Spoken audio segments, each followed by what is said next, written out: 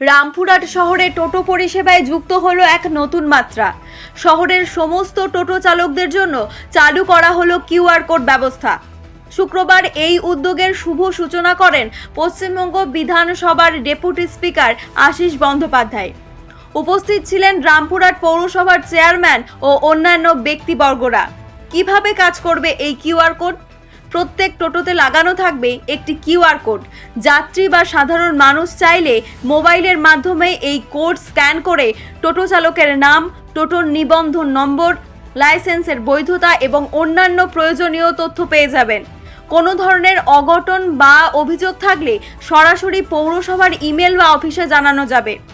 এই উদ্যোগ শহরের টোটো পরিষেবায় স্বচ্ছতা আনবে এবং অপরাধ রোধে সাহায্য করবে বলে মনে করছেন সংশ্লিষ্ট কর্মকর্তারা। এসডিওর প্রচেষ্টা ও পৌরসভার ভূমিকা। রামপুরহাট পৌরসভার উদ্যোগে এবং এসডিও সাহেবের কঠোর প্রচেষ্টায় এই প্রকল্প বাস্তবায়িত হয়েছে।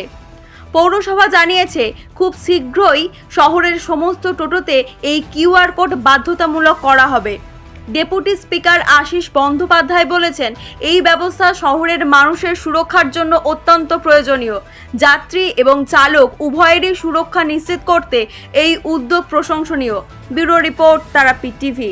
স্ক্যানার লাগানো হলো কি মানে উপকার শহরবাসীর হবে? হচ্ছে যে একটা মিউনিসিপ্যালিটির যে উদ্যোগ এবং মাননীয় মহকুমার শাসক যে উদ্যোগটা গ্রহণ করেছেন এবং আমরা বারবার করে তুলেছি যে এই যে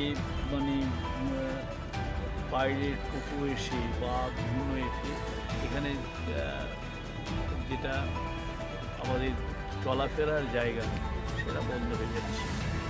তো স্বাভাবিকভাবেই এই যে এত ব্যাপকভাবে হচ্ছে এবং এই এতে যাকেই ধরা হচ্ছে, ধরার তো কোনো উপায় নেই। স্বাভাবিকভাবে সেই জন্যই কিউআর কোডের একটা ব্যবস্থা করা হচ্ছে যে যাতে আমাদের এই যে ট্রাফিক জ্যাম যেটা হয় তাতে সঙ্গে সঙ্গে ধরতে পারবে। বা মিউনিসিপ্যালিটির যে রেজিস্ট্রেশন হয়েছে প্রায় 2200 রেজিস্ট্রেশন হয়েছে, তাদের 2200 রেজিস্ট্রেশন সমস্ত এসডিওর কাছে পাঠিয়ে দেওয়া হয়েছে এবং তারপরে সেখানেই আলোচনা হচ্ছে যে কিউআর কোডটা করে দেওয়ার জন্য। তো সেইটাই লাগু করা হলো। আজকে তার শুভ উদ্বোধন করে দেওয়া হলো। আমাদের চেয়ারম্যান সৌমেন বকর তিনি আছেন। আমরা সবাই মিলে এই উদ্যোগটাকে এই উদ্যোগের সাফল্য কামনা করছি।